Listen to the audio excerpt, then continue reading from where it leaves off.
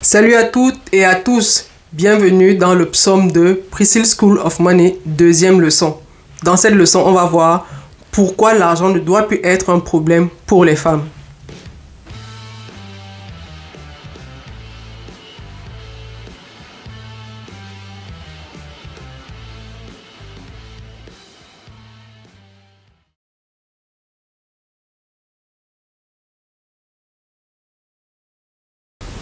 Alors, dans la première vidéo, on a vu 5 erreurs financières qui empêchent les femmes de s'enrichir. Et dans cette vidéo-ci, on va vraiment rentrer encore plus en profondeur pour voir pourquoi est-ce que les femmes ne doivent plus avoir des problèmes d'argent. C'est-à-dire pourquoi l'argent ne doit plus être un problème pour les femmes en 2025.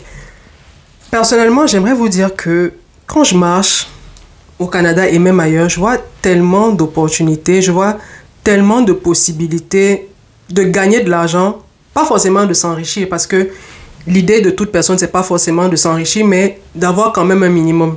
Je vois tellement d'opportunités, et encore plus au Canada où on a quand même un accès assez facile à Internet. C'est-à-dire que dans chaque foyer, il y a une connexion Internet. C'est-à-dire Internet, c'est-à-dire vous allez dans un centre commercial, vous avez une connexion Internet d'une qualité assez correcte. Donc, quand je vois tout ça, quand je vois les possibilités de créer des revenus autour de moi et qu'offre en plus de digital, je me dis non, c'est pas normal que l'argent soit encore un problème. Et je crois que je comprends aussi un peu les femmes pour qui l'argent est un problème. Je ne dis pas ça pour vous pousser à vous endormir, mais juste pour vous dire que vous savez, quand quelque chose est trop facile, à un moment, ça rend les personnes paresseuses. Je vous explique. Vous voyez un peu, avant, quand il fallait prendre une décision, les gens n'avaient pas toute la foule d'informations qu'on a aujourd'hui. C'est-à-dire qu'avant, mettons-nous 20 ans en arrière, si quelqu'un voulait décider de faire quelque chose, il y allait vraiment de manière directe, il ne se compliquait pas la vie parce qu'il n'y avait pas trop de sources d'informations.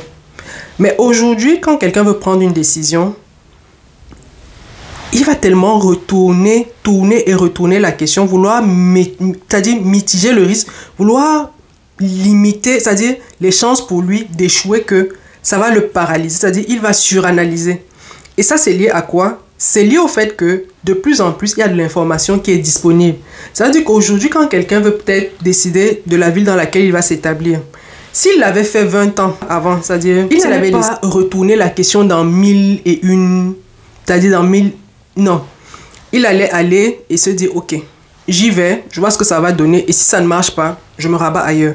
Mais aujourd'hui, quand quelqu'un cherche à s'installer en Alberta, il va appeler toutes les personnes qui sont déjà au Canada, il va faire le tour, il va suranalyser, et comme le dit si bien Maxime Victor, quand vous analysez trop, vous devenez paralysé.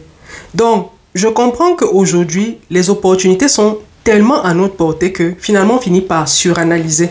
Donc, quand je vois tout ce qu'il y a comme opportunité et que je vois que des femmes ont encore un gros enjeu avec l'argent, c'est-à-dire que l'argent, c'est un problème pour elles, je les comprends. Parce qu'on est dans un environnement où il y a tellement de possibilités qu'à la fin, elles ne savent même pas dans quoi elles vont se lancer. C'est-à-dire qu'elles se disent, mais je vais faire quoi? Mais si les possibilités étaient limitées, je vous promets que les femmes s'activeraient beaucoup plus vite. Ça c'est vraiment mon analyse. C'est-à-dire que je serais la dernière à blâmer une femme qui a du mal à se lancer dans un environnement pareil. Parce qu'il y a tellement de possibilités, il y a tellement d'informations. Et vous savez, agréger toutes ces informations-là pour tirer ce qui vous concerne, c'est assez challengeant. Et faire le pas même encore, c'est encore plus challengeant. Alors, mesdames, retenez qu'on est dans l'ère du digital. On est dans l'ère du digital et avec Internet, il existe une multitude d'opportunités, de possibilités pour vous, pour créer des sources de revenus, pour créer des activités qui vont vous permettre de générer du revenu. Internet est déjà démocratisé. Ça veut dire que aujourd'hui, vous avez des activités que vous pouvez mener du confort de votre maison. C'est-à-dire, vous n'avez pas besoin d'avoir un stock à gérer, vous n'avez pas besoin d'avoir un personnel à gérer. Vous avez juste besoin de votre connexion Internet et juste de votre téléphone. Et c'est pour ça que je dis, mesdames, rentabilisez ces téléphones. Ces téléphones-là, c'est des bureaux que vous avez en main. Ça veut dire que c'est des bureaux que vous avez dans vos mains. Donc, aujourd'hui, on est à l'ère du digital. C'est la raison pour laquelle l'argent ne peut plus être un problème pour les femmes.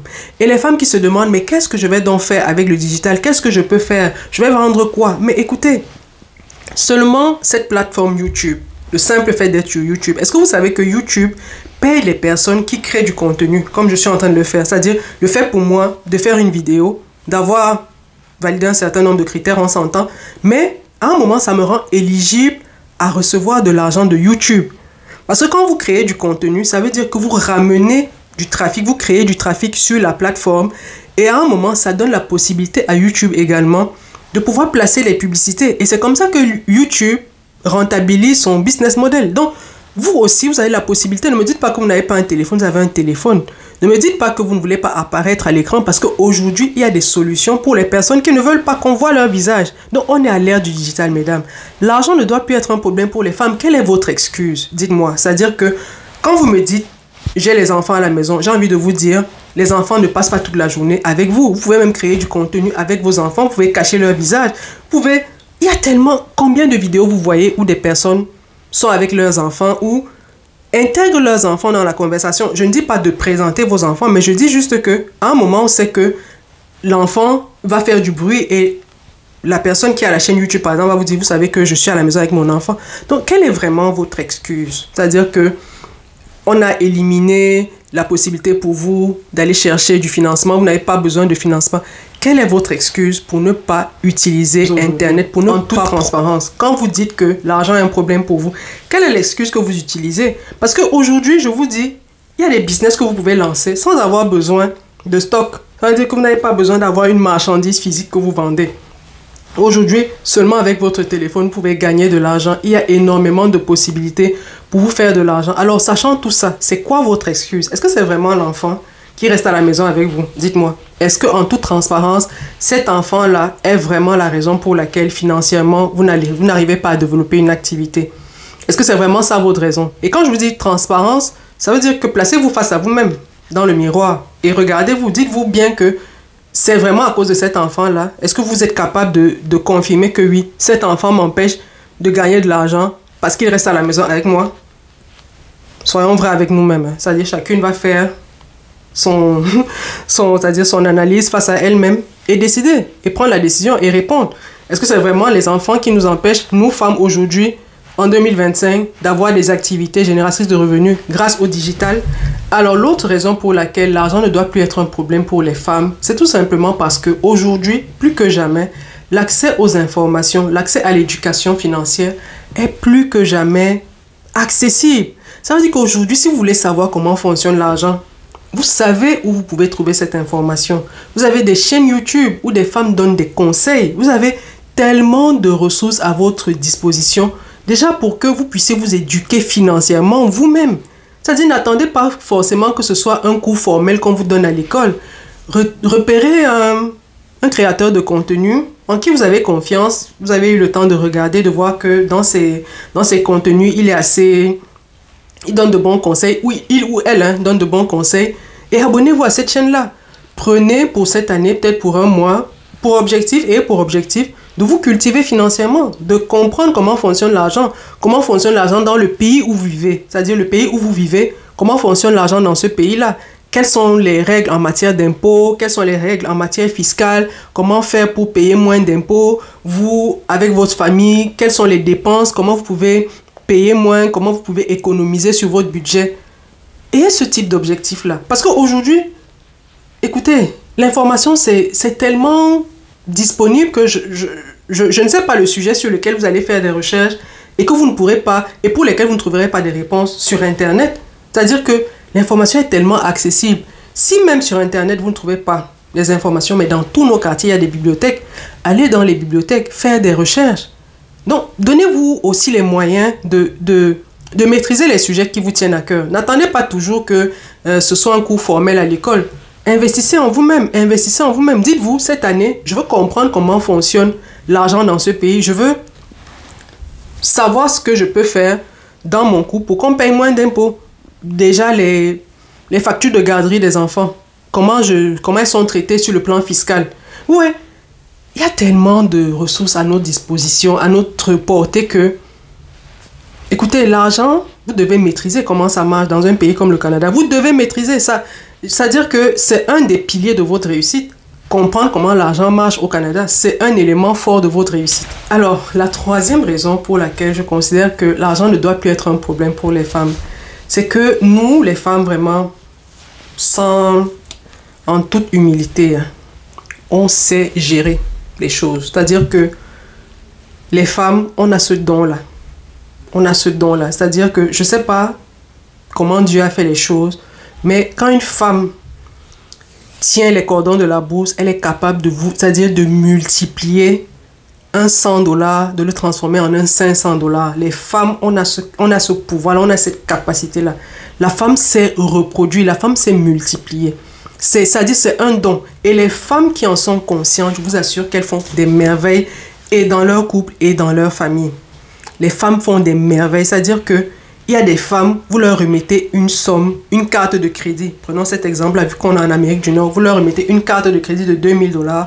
Mais à la fin de l'année, cette carte de crédit se transforme en un actif de près de $10 000. Parce que ce qu'elle va faire avec cette carte de crédit de $2000, vous n'en reviendrez pas. Les femmes, on a ce pouvoir-là. Et j'aimerais inviter ici chaque femme à prendre conscience du pouvoir qui est le sien.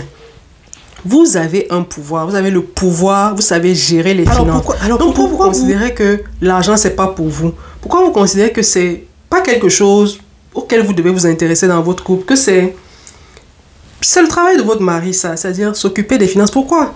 Pourquoi? Occupez-vous des finances aussi. Mettez votre tête dans l'affaire. Essayez de comprendre. Et vous avez même intérêt à comprendre parce que déjà, c'est pas sûr que le conjoint sera toujours là. Imaginez qu'il a appelé un jour à se déplacer ou qu'un jour, vous essayez de le joindre et qu'il est injoignable parce que peut-être manque de réseau, internet, je sais pas, quelque chose fait en sorte que à ce moment précis-là, vous n'arriviez pas à le joindre et qu'il y a une décision financière importante à prendre. Comment ça se passe? Est-ce que vous allez prendre le risque de mettre les finances de votre famille en péril parce que vous n'avez jamais voulu vous intéresser à comment fonctionne l'argent? Donc nous, on a ce don-là naturel, nous les femmes. Moi, je le reconnais, je le dis, c'est vraiment en toute humilité.